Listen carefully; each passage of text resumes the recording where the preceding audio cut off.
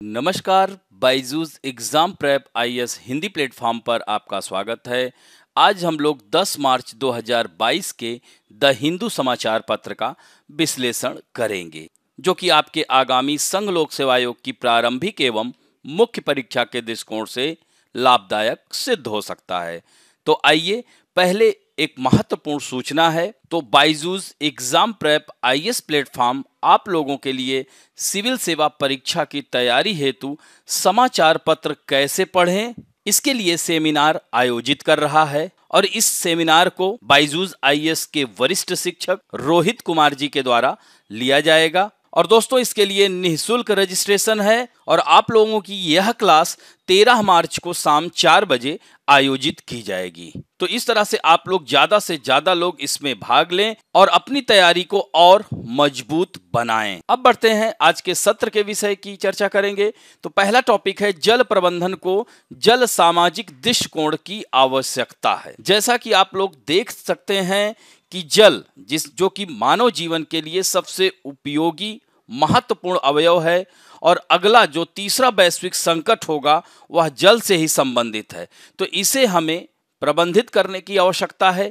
भारत में जल की क्या व्यवस्था है, भारत में जल का संकट क्या है, जल का प्रबंधन क्या है, इन सब बातों की चर्चा करूंगा और साथ साथ नई राष्ट्रीय जल नीति का जो मसौदा है उसके बारे में भी चर्चा करूंगा। दूसरा है वृद्धावस्था देखभाल के लिए एक नई दृष्टि। तो जैसा कि संयुक्त राष्ट्र संघ भी यही कहता है, 60 वर्ष के ऊपर के लोग, और हमारे देश में भी यही है कि 60 वर्ष के ऊपर के लोगों को वृद्ध कहा जाता है। तो इन वृद्ध व्यक्तियों के लिए सरकार की क्या पहल है और इसके लिए क्या मतलब वृद्ध व्यक्तियों की समस्याएं क्या हैं, इसके समाधान क्या हो सकते हैं, इन सब बातों की चर्चा करेंगे। तीसरा है पूर्वोत्तर के लिए अंतर्देशीय जल परिवहन प्रणाली को पुनर्जीवित करना। तो इसमें हम लोग बात करेंगे, क्योंकि हाल ही में केंद्रीय बंदरगाह, नौवहन और जलमार्ग मंत्री ने गुवाहाटी यानी असम में बांग्लादेश के रास्ते पटना से पांडु बंदरगाह तक खाद्यान्न की पहली खेप के परिवहन का स्वागत किया है। और इसमें हम बात करेंगे असम और पूर्वोत्तर भारत के लिए अंतर्देशीय जल परिवहन के एक नए युग की शुरुआत के बारे में चर्चा करेंगे। अंतर्देशीय जल परिवहन प्रणाली के क्या लाभ हैं, अंतर्देशीय जल का परिचय थोड़ा सा जानेंगे और इसमें चुनौतियां क्या हैं, इन सब बातों की चर्चा करेंगे और पूर्वोत्तर के लिए कैसे और इसको डेवलप किया जा सकता है, बांग्लादेश के संदर्भ में भी बात करेंगे। अब बढ़ते हैं, चौथा जो है यूपीआई 123 पे यानी फीचर फोन उपयोगकर्ताओं के लिए भुगतान समाधान। तो इस तरह से आरबीआई की नवीनतम पहल है यूपीआई 123 पे। तो ये है क्या और यह इंटर कनेक्टिविटी के बिना वित्तीय लेन देन की सुविधा कैसे प्रदान करेगा, यह नया समाधान कैसे कार्य करेगा, इन सब बातों की चर्चा करेंगे। और अंत में मुख्य परीक्षा अभ्यास प्रश्न, जिसमें 2 उत्तरों के संरचना की बात करेंगे। तो आइए पहले टॉपिक की ओर चलते हैं। Water management needs a hydro social approach. तो इसे हम भूगोल के अंतर्गत डाल सकते हैं सामान्य अध्ययन के फर्स्ट पेपर में, जो कि पृष्ठ संख्या 6 पर आया हुआ है। तो जल प्रबंधन को जल सामाजिक दृष्टिकोण की आवश्यकता है। तो जैसा कि आप लोगों को पता है कि मीठे जल के संसाधन धीरे धीरे कम हो रहे हैं और इसका जो सबसे प्रमुख कारण है मानवीय गतिविधियां, मानवीय हस्तक्षेप। तो ग्लोबल वाटर सिस्टम प्रोजेक्ट, जिसे 2003 में अर्थ सिस्टम साइंस पार्टनरशिप और ग्लोबल एनवायरनमेंट चेंज कार्यक्रम की संयुक्त पहल के रूप में लॉन्च किया गया था, तो जिसमें मीठे पानी के मानव प्रेरित परिवर्तन तथा इसके प्रभाव के बारे में वैश्विक चिंता जताई गई। तो 2007 में चौथी मूल्यांकन रिपोर्ट में, और किसने, आईपीसीसी यानी inter governmental panel on climate change ने सामाजिक भेद्यता और जल प्रणालियों के संशोधनों के बीच कड़ी पर प्रकाश डाला और विश्व स्तर पर यही अनुमान लगाया गया है, यदि वर्तमान प्रथा यानी वर्तमान में जिस तरह से हम जल का दुरुपयोग कर रहे हैं, तो इस तरह से आने वाले दिनों में ताजे पानी यानी मीठे पानी की मांग और आपूर्ति के बीच का जो अंतर है 2030 तक 40% तक पहुंच जाएगा। और आज आप देख सकते हैं, अगर हम भारत के संदर्भ में बात करें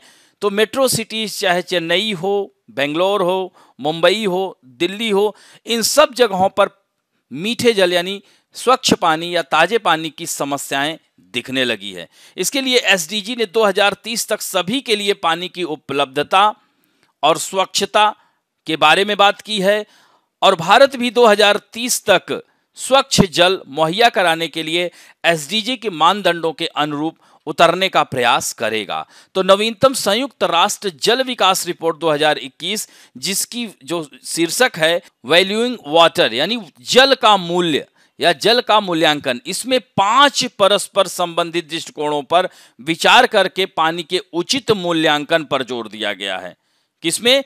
इस संयुक्त राष्ट्र की विश्व जल विकास रिपोर्ट में। यानी जल के स्रोत, पहला तो जल का स्रोत कहां है और यह स्रोत कितने दिन तक रहेगा, इस स्रोत का दोहन किस प्रकार हो रहा है, तो इन सब बातों का मूल्यांकन इसके आधार पर किया गया। पानी का बुनियादी ढांचा, तो यह ढांचा कब तक रहेगा, जल सेवाएं, उत्पादन और सामाजिक आर्थिक विकास तथा पानी के सामाजिक सांस्कृतिक मूल्यों के लिए एक इनपुट के रूप में पानी। तो कहने का यही मतलब है, इन 5 बिंदुओं पर यह रिपोर्ट दी गई है और मूल्यांकन किया गया है। और इसके तहत अंतर्वेशन अंतरण परियोजनाएं, तो 110 जल अंतरण मेगा परियोजनाएं या तो पूरी दुनिया में क्रियान्वित की जा चुकी हैं या योजना निर्माणाधीन है। तो इन 110 जो मेगा अंतरण परियोजनाएं हैं, इनमें से 34 को निष्पादित किया जा चुका है, जबकि 76 पर योजना बनाई जा रही है। तो भारत की राष्ट्रीय नदी परियोजना जोड़ने की परियोजना निर्माणाधीन परियोजनाओं में से एक है।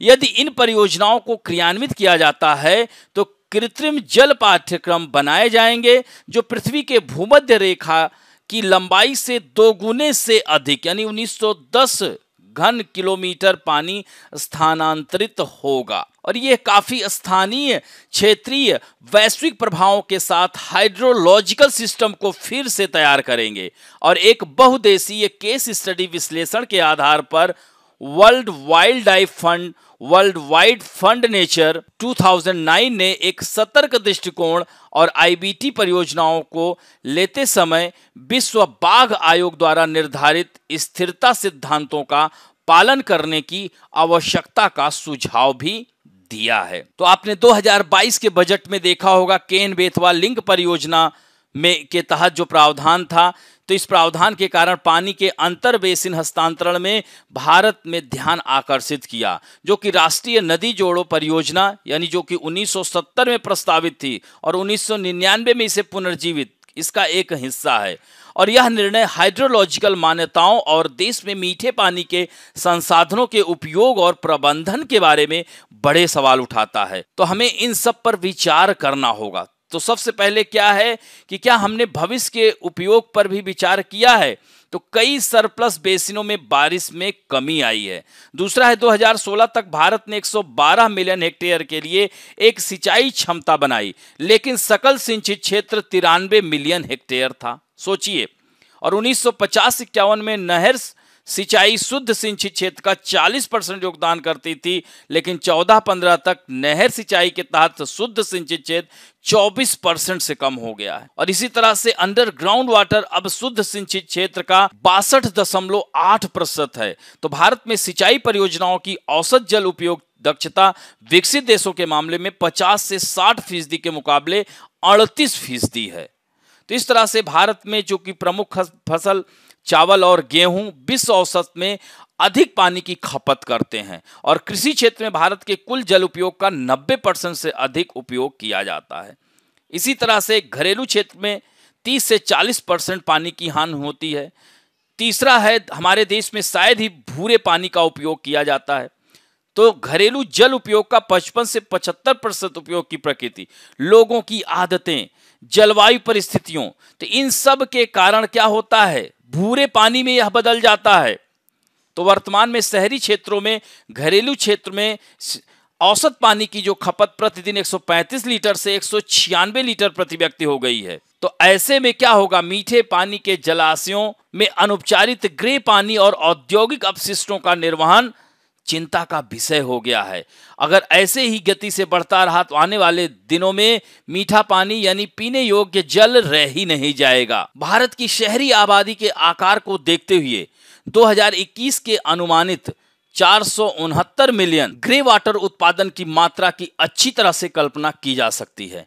यदि ग्रामीण क्षेत्रों में ग्रे वाटर उत्पादन पर विचार किया जाए तो यह बहुत बड़ी राशि होगी। तो इस तरह से भूजल अगर प्रभावित हुआ तो स्थिति और विकट हो जाएगी और सभी क्षेत्रों में पानी के अकुशल उपयोग के अलावा प्राकृतिक भंडारण क्षमता में कमी और जल ग्रहण क्षमता में गिरावट भी आई है। स्रोत स्थिरता, पारंपरिक जल संचयन संरचनाओं का नवीनीकरण और रखरखाव, ग्रे जल प्रबंधन बुनियादी ढांचा, भूजल पुनर्भरण, जल उपयोग दक्षता में वृद्धि और पानी का पुनः उपयोग किया जा सकता है।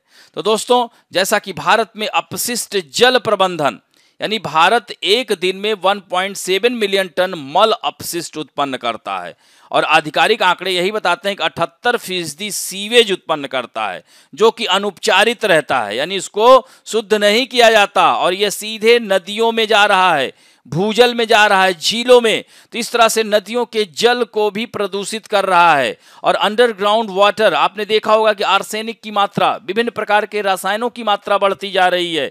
इसी तरह से झीलों का रंग तक बदल जा रहा है। आपने दिल्ली में यमुना नदी देखा होगा कि पूरी वह काली नदी में परिवर्तित हो गई हैं। तो जल प्रदूषण के दो स्रोत जिसमें सीवेज और औद्योगिक अपशिष्ट हैं। तो यह सीवेज का पूरा जल इन्हीं नदियों में जाता है, झीलों में और भूमिगत जल में भी यह जा रहा है।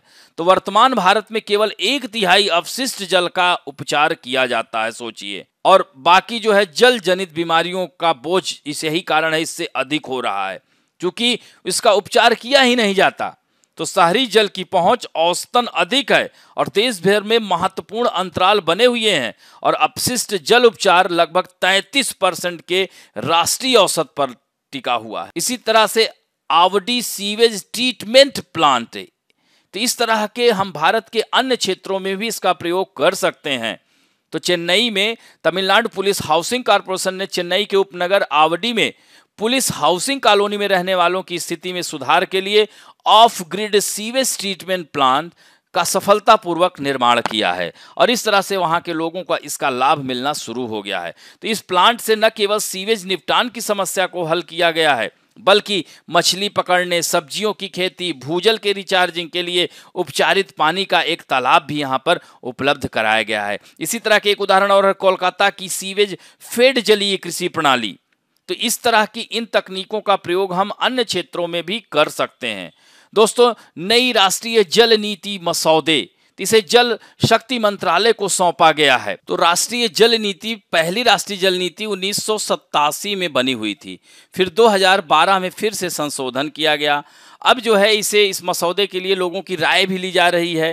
तो इसमें लगातार बढ़ती जल आपूर्ति की सीमाओं की पहचान और मांग प्रबंधन की ओर बदलाव का प्रस्ताव करती है। इसी तरह से भारत में सर्वाधिक जल का प्रयोग कृषि कार्यों में होता है। तो इसके लिए नीतिगत फसल विविधीकरण के माध्यम से भारत में जल संकट की समस्या से निपटने पर बल दिया गया है।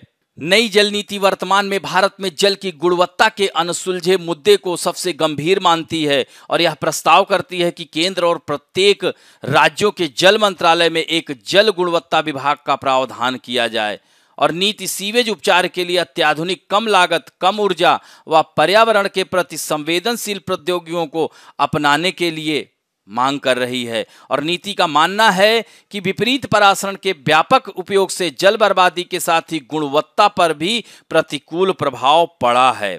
तो इस तरह से यह महत्वपूर्ण बहुविषयक बहुहितधारक राष्ट्रीय जल आयोग के निर्माण का भी सुझाव देती है और यह आयोग राज्यों के अनुसरण के लिए एक उदाहरण भी बन सकता है।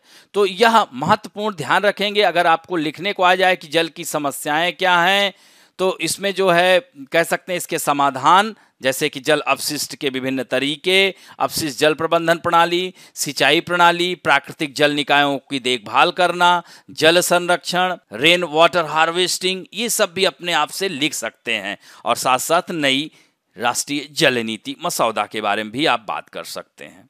अब बढ़ते हैं, दूसरा महत्वपूर्ण लेख है, इसको सामान्य अध्ययन के सेकंड पेपर सामाजिक न्याय के अंतर्गत डाल सकते हैं। पेज नंबर 7 पे आया हुआ है। वृद्धावस्था देखभाल के लिए एक नई दृष्टि की आवश्यकता है। तो वृद्ध लोगों की प्रबंधन जरा चिकित्सा सेवाओं में रुचि रखने वाले पेशेवरों या स्वैच्छिक संगठनों के एक समूह द्वारा किया जाता है। तो दोस्तों, जैसे जैसे भारत तेजी से शहरीकृत होता जा रहा है और परिवार छोटी छोटी इकाइयों में बंट रहे हैं, तो आमतौर पर ऐसे घर गैर सरकारी संगठनों, धार्मिक या स्वैच्छिक संगठनों द्वारा, सरकार के समर्थन से या स्थानीय परोपकारी लोगों द्वारा चलाए जा रहे हैं। और कई घरों में स्पष्ट रूप से स्थापित मानक संचालन प्रक्रियाओं का अभाव है और स्वास्थ्य देखभाल के लिए उनके रेफरल पथ भी अनौपचारिक हैं। तो यह वृद्धों की समस्या, तो संयुक्त राष्ट्र विश्व जनसंख्या उम्र बढ़ने की जो रिपोर्ट आई है, तो भारत की उम्र बढ़ने वाली आबादी यानी 60 वर्ष से अधिक आयु वाले लोगों को वृद्ध की श्रेणी में रखा जाता है। तो ये कहा जा रहा है कि 2050 तक 8% से बढ़कर ये 20% हो जाने का अनुमान है और 2050 तक बुजुर्गों की संख्या में 326% की वृद्धि होगी। 80 वर्ष या उससे अधिक आयु के लोगों में 700% की वृद्धि होगी। तो अब सोचिए ये वृद्धि क्यों हो रही है? क्योंकि हमारे देश ने स्वास्थ्य में कह सकते हैं कि बहुत सारा परिवर्तन किया है, स्वास्थ्य में ढेर सारी टेक्नोलॉजी का विकास किया है, जिसकी वजह से लोगों की जीवन प्रत्याशा बढ़ रही है। अब ऐसे में क्या होगा? वृद्ध लोगों की संख्या भी बढ़ेगी। अब वृद्ध लोगों की संख्या बढ़ेगी तो विभिन्न प्रकार की, यानी अब उनके लिए आपको उनके हेल्थ के लिए, उनके रहने के लिए, उनकी देखभाल के लिए, उनके कल्याण के लिए विभिन्न प्रकार की योजनाएं यानी नीतिगत रूपरेखा और सामाजिक प्रतिक्रियाएं करना आवश्यक हो जाता है। तो भारत में बुजुर्ग WHO जो कहता है कि 2050 तक 60 मिलियन से बढ़कर 227 मिलियन हो जाएगी। सोचिए, और वृद्धावस्था निर्भरता अनुपात 9.8 से बढ़कर 20.3 हो जाएगा। तो संयुक्त राष्ट्र जनसंख्या अनुमानों के अनुसार 65 वर्ष या उससे अधिक आयु के लोगों की संख्या 2019 में 709 मिलियन लोगों हैं, तो 2050 में यह दुगनी होकर 1.5 बिलियन हो जाएगी। तो इस प्रकार यह विश्व की जनसंख्या का 16%। सोचिए, तो इस तरह से इन वृद्धों की समस्याएं क्या हैं? तो वृद्धों की जो समस्याएं महत्वपूर्ण है कि शारीरिक दुर्बलता, क्योंकि जैसे जैसे उम्र बढ़ती जाती है शारीरिक दुर्बलता बढ़ती जाती है, व्यक्ति का शरीर शिथिल होने लगता है, इंद्रियां कमजोर होने लगती हैं, आंखों से दिखना कम हो जाता है, कान से सुनाई नहीं देता, दांत कमजोर हो जाते हैं जिससे कि उनकी पाचन क्षमता खत्म हो जाती है और शरीर को शक्ति व गति प्रदान करने वाले प्रमुख संस्थान जैसे पाचन संस्थान, रक्त परिभ्रमण संस्थान, श्वसन संस्थान आदि कमजोर पड़ने लगते हैं। तो इस तरह से शरीर में अनेक बीमारियां जैसे high blood pressure, heart attack जैसी डिजीज, स्पॉन्डिलाइसिस, जीर्ण रोग, डायबिटीज, गठिया, जोड़ों का दर्द, प्रोस्टेट ग्लैंड का बढ़ना, ये सब समस्याएं बुढ़ापे में आती हैं तो शारीरिक दुर्बलता के कारण, जब इम्यून सिस्टम कमजोर होने लगता है। मानसिक रोग, आप देखे होंगे कि बुजुर्गों में अल्जाइमर की समस्या, तो अस्वस्थता, शारीरिक क्षीणता व मानसिक रोग बहुत कुछ साथ साथ चलते हैं। इसी तरह से आर्थिक असुरक्षा की स्थिति होती है, क्योंकि वृद्ध होने के बाद प्रायः आर्थिक सुरक्षा संबंधी तनाव का भी सामना करना पड़ता है, उनके लिए दवाओं अलग खर्च। तो पारिवारिक आय कम होने पर परिवार के सदस्य सबसे पहले इन्हीं वृद्ध लोगों के साधनों में कटौती करना स्टार्ट करते हैं। आपने एक बागबान फिल्म देखी होगी कि किस प्रकार अमिताभ बच्चन के बच्चों ने अमिताभ बच्चन की जो आवश्यकताएं थी उसमें कटौती कैसे करते चले गए। तो इसी तरह से इन आज के वृद्धों की यही स्थिति है। संयुक्त परिवार विखंडित हो रहे हैं। एकल परिवार में वृद्धों की स्थिति बहुत ही नाजुक है। इन्हें उचित देखभाल की आवश्यकता है और वृद्धों की समस्याओं के समाधान हेतु प्रयास, तो इसके लिए संयुक्त परिवार व्यवस्था, पहले संयुक्त परिवार व्यवस्था में इस तरह की समस्याएं नहीं होती थी। आज तो उन लोगों को ओल्ड एज होम में डाला जा रहा है। हालांकि यह भी व्यवस्था ठीक है, जो लोग जिनका कोई नहीं है उनके लिए तो वह स्थान बहुत ही अच्छा होता है, जिसके लिए बहुत सारे NGOs काम कर रहे हैं। उनके सामुदायिक जीवन पर सामुदायिक जीवन मतलब वो अपने, अब सोचिए कि अगर जो व्यक्ति अपने क्षेत्र में रह रहा है और दो बेटे हैं, अलग अलग बांट दिया जाता है कि 6 महीने हमारे पास रहेगा, 6 महीने हमारे पास, तो पता चला बोलेगा कि माँ हमारे पास रहेगी, पिता हमारे पास रहेगा। तो सोचिए वह स्थिति कितनी कठिन होती है। और ऐसी परिस्थिति में आप देखिए कि उनके अंदर एकाकीपन आने लगता है, अवसाद ग्रसित हो जाते हैं, कुंठा ग्रसित हो जाते हैं।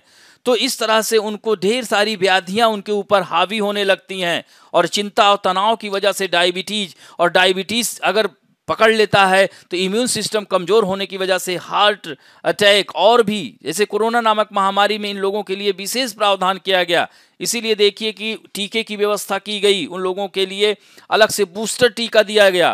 तो इनके स्वास्थ्य मनोरंजन की व्यवस्था की जाए, आपस में बुजुर्गों को एक साथ रहने, बोलने, चालने, चूंकि एक जनरेशन गैप होता है तो अपनी बातें किससे कहें, परिवार के सदस्यों को उनके साथ भी रहना चाहिए, खेलना चाहिए। तो इस तरह से जो है यह समस्याओं का समाधान, और इसके साथ साथ सरकारी पहल जैसे इंदिरा गांधी राष्ट्रीय वृद्धावस्था पेंशन योजना, राष्ट्रीय वयोश्री योजना, यह सब योजनाएं चलाई जा रही हैं। प्रधानमंत्री वय Vandana Yojana, senior care ageing growth engine, तो यह सब वयोवृष्ट सम्मान इसमें 1 अक्टूबर को इन लोगों को दिया जाता है। इसी तरह से वैश्विक प्रयास में स्वस्थ आयु में वृद्धि का दशक यह 2020 से 30 का है। तो इसमें जो है सतत विकास लक्ष्य जिसे एसडीजी कहते हैं, सस्टेनेबल डेवलपमेंट गोल, समाज के सभी वर्गों के हर आयु वर्ग में वृद्ध व्यक्तियों सहित सबसे कमजोर लोगों का भी समावेश करेगा। और निष्कर्षतः हम यही कह सकते हैं कि इन्हें हम नजरअंदाज न करें। इनके कल्याण और देखभाल के लिए हमें पहले से मौजूद सामाजिक समर्थन प्रणालियों, पारंपरिक सामाजिक संस्थानों जैसे परिवार तथा रिश्तेदारी, पड़ोसियों से बेहतर संबंध, सामुदायिक संबंध व सामुदायिक भागीदारी को पुनर्जीवित करने पर ध्यान देना होगा। अब बढ़ते हैं तीसरे महत्वपूर्ण टॉपिक की ओर। यह टेक्स्ट पेज पर आया है, इसको अवसंरचना से जोड़ सकते हैं। तो इसमें है पूर्वोत्तर के लिए अंतर्देशीय जल परिवहन प्रणाली को पुनर्जीवित करना और बांग्लादेश में जल मार्ग के माध्यम से कार्गो सेवाओं का परिवहन कैसे संभव है। तो दोस्तों एफसीआई के लिए 200 मीट्रिक टन खाद्यान्न उत्पादन ले जाने वाले एमवी लाल बहादुर शास्त्री के डॉकिंग ने पूर्वोत्तर में अंतर्देशीय जल परिवहन प्रणाली के लिए आशा को फिर से जगा दिया है। तो यह जहाज भागलपुर, मनिहारी, साहिबगंज, फरक्का, कोलकाता, हल्दिया, भारत में हेमनगर, बांग्लादेश में खुलना, नारायणगंज, सिराजगंज, चिलमारी और फिर से NW2 पर धुबरी और जोगी घोपा के माध्यम से 2350 किलोमीटर की दूरी तय करते हुए भारत आया। तो इस तरह से आप देख सकते हैं कि पटना से गंगा पर रवाना होने के 1 महीने बाद एमवी लाल बहादुर शास्त्री भारतीय खाद्य निगम के लिए 200 मीट्रिक टन खाद्यान्न ले जा रहे थे और ब्रह्मपुत्र के दक्षिणी तट पर गुवाहाटी के पांडु बंदरगाह पर डॉक किया गया। और यह माना जा रहा है कि यह अवसर भारत की 2 सबसे बड़ी नदी प्रणालियों पर अंतर्देशीय जल परिवहन के भविष्य को आगे बढ़ाएगा। तो इस तरह से बांग्लादेश में जल मार्गों के माध्यम से कार्गो सेवा का परिवहन दोनों देशों के बीच अंतर्देशीय जल पारगमन और व्यापार पर हस्ताक्षर किए गए प्रोटोकॉल के कारण संभव हुआ है। और दोस्तों यह जो है इसी तरह का प्रयोग 2018 में भी किया गया था।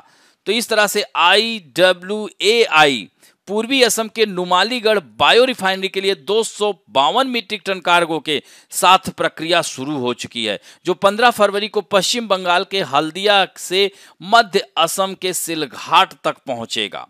तो सोचिए आजादी के आसपास असम की प्रति व्यक्ति आय देश में सबसे अधिक थी। तो क्यों? क्योंकि मुख्य रूप से जैसे असम में सबसे अधिक चाय का उत्पादन होता है, बांस का, कोयला, लकड़ी, तेल उद्योगों के लिए ब्रह्मपुत्र और बराक नदी प्रणालियों के माध्यम से बंगाल की खाड़ी पर बंदरगाहों तक पहुंचाया जाता था। सोचिए, और 47 के बाद क्या हुआ?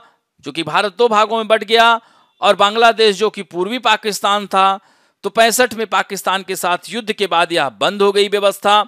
और इस तरह से सोचिए प्रति व्यक्ति आय में सबसे अधिक था लेकिन पिछड़ गया। तो नदी मार्गों के कट जाने के बाद पश्चिम बंगाल में एक सकरी पट्टी चिकन नेक के माध्यम से, यानी चिकन नेक आप यहां पर देखते हैं ना, ये जो सकरी पट्टी है या पश्चिम बंगाल की जो है ये अंदर तक घुसा हुआ है ना, तो ये चिकन नेक कहलाता है। तो यहां से जो है रेल, सड़क, लेकिन ये काफी महंगा विकल्प हो जाता है। तो तो ऐसे में बांग्लादेश से संबंध को स्थापित करते हुए इसे पुनर्जीवित किया जा सकता है। तो इस तरह से कह सकते हैं कि असम और पूर्वोत्तर भारत के लिए अंतर्देशीय जल परिवहन के एक नए युग की शुरुआत करते हुए भारतीय अंतर्देशीय जलमार्ग प्राधिकरण NW1 यानी राष्ट्रीय जलमार्ग संख्या 1, राष्ट्रीय जलमार्ग संख्या 2। तो राष्ट्रीय जलमार्ग संख्या 1 क्या है? इलाहाबाद से हल्दिया, और 2 क्या है? सादिया से धुबरी। तो इस तरह से इसके बीच निर्धारित अनुसूचित नौकायन की योजना बना रहा है। तो अंतर्देशीय पोत विधेयक 2021 को अंतर्देशीय जहाजों की सुरक्षा और पंजीकरण को विनियमित करने के लिए भी अनुमोदित किया गया था। तो इस तरह से इसका महत्व क्या होगा? तो इसका महत्व यही है कि इंडो बांग्लादेश प्रोटोकॉल रूट, जिसे IBRP में जहाजों के माध्यम से कार्गो की आवाजाही की शुरुआत पूर्वोत्तर के पूरे क्षेत्र के लिए आर्थिक समृद्धि के एक नए युग की शुरुआत का यह प्रतीक हो जाएगा। और इस तरह से अंतर्देशीय जल परिवहन के विकास और वृद्धि के मार्ग यह प्रशस्त करेगा। दोस्तों, भारत में अंतर्देशीय जल परिवहन के अगर हम परिचय की बात करें तो भारत में लगभग 14,500 किलोमीटर नौगम्य जल मार्ग है, जिसमें नदियां, नहरें, बैक वाटर, खाड़ियां आदि शामिल हैं। तो इस तरह से 1986 में भारतीय अंतर्देशीय जल मार्ग प्राधिकरण की स्थापना की गई थी। और इस तरह से राष्ट्रीय जल मार्ग संख्या 1, राष्ट्रीय जल मार्ग संख्या 2, NW2, NW3, यह सब जो है स्थापित किए गए। और इस तरह से अभी आप लोगों ने देखा होगा 2016 में 111 जल मार्गों को राष्ट्रीय जल मार्ग घोषित किया गया है NDA सरकार के द्वारा।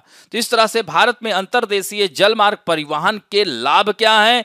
तो वार्षिक रूप से 55 मिलियन टन कार्गो का परिवहन किया जा रहा है, जो कि एक ईंधन कुशल और पर्यावरण अनुकूल साधन है। हालांकि विकसित देशों की तुलना में भारत में माल ढुलाई के लिए जल मार्ग का अत्यधिक उपयोग किया जाता है और इसका संचालन वर्तमान में गंगा, भागीरथी, हुगली नदियां और ब्रह्मपुत्र, बराक, पूर्वोत्तर भारत में गोवा में नदियां, केरल में बैक वाटर, मुंबई में अंतर्देशीय जल, गोदावरी, कृष्णा नदी के डेल्टा क्षेत्रों में कुछ हिस्सों तक यह सीमित है।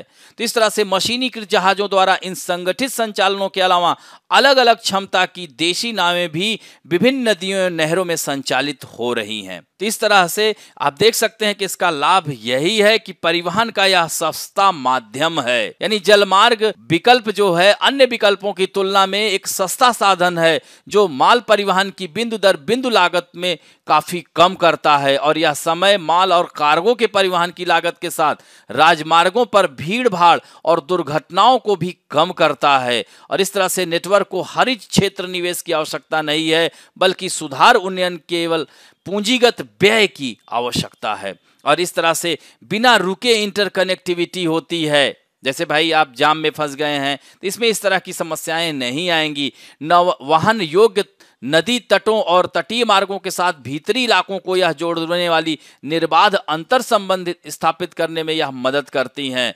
लेकिन इससे संबंधित जो चुनौतियां हैं, इसके लिए मैंने क्या कहा कि बहुत अधिक धन की आवश्यकता है, इसके रखरखाव की आवश्यकता है और इसके जल का अन्य माध्यमों में उपयोग जैसे सिंचाई और बिजली उत्पादन जैसी आवश्यकताओं में भी इसे शामिल किया जा सकता है। और दोस्तों, अतिरिक्त कार्यबल की भी आवश्यकता है। केंद्र सरकार का इसमें विशेष अधिकार होना अनिवार्य है। तो इस तरह से हम कह सकते हैं कि भारत में अंतर्देशीय जल मार्ग को और अभी बहुत सारी संभावनाएं हैं इसको विकसित करने के लिए और खासकर पूर्वोत्तर भारत में इसे पुनर्जीवित करने के लिए। अब बढ़ते हैं नेक्स्ट टॉपिक की ओर, UPI 123 पे यानी payment solution for feature phones user. तो यह बैंकिंग यानी थर्ड पेपर के अंतर्गत डाल सकते हैं, यह भी टैक्स पे आया हुआ है।